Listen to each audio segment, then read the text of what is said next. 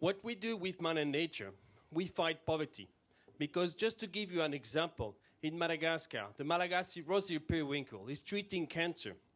And these plants is saving 60,000 lives in the United States and Europe every year.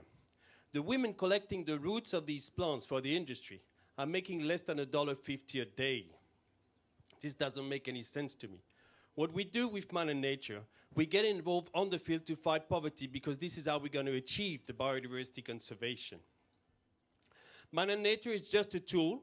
What we want to do is to make links. We want to help private companies to get involved. And last year, our challenge was to involve private companies in small-scale projects. And we have been able to involve 10 private companies into different field projects. And I tell you, this is exciting, because it's exciting to follow directly a field project.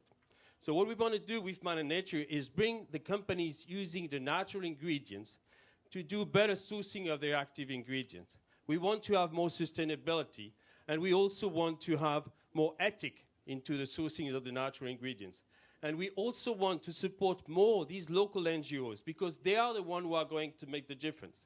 So we want to find partners to help them financially to do the work on the field, so we can preserve the world natural heritage, which is biodiversity, and protect the environment, while at the same time fighting poverty.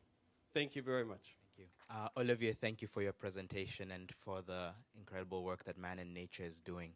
You talked eloquently about the impact that your work can have on communities in terms of deriving value from the biodiversity around them. But the companies we involve include very famous companies. We have Chanel, which is famously known, and smaller companies.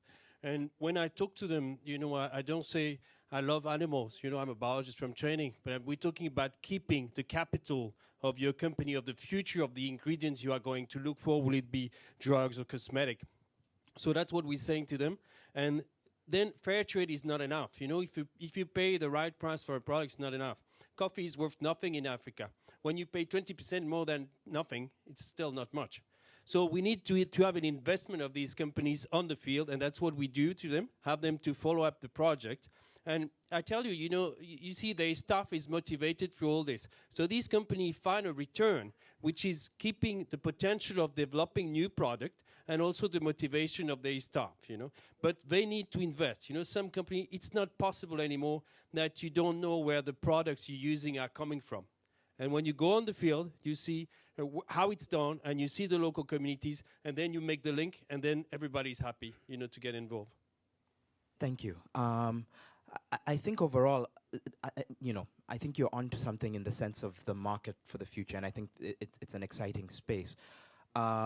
I think in particular the idea that you're engaging with these companies around the feedstock of products of the future and getting them to preserve biodiversity that will create profits in the future is compelling.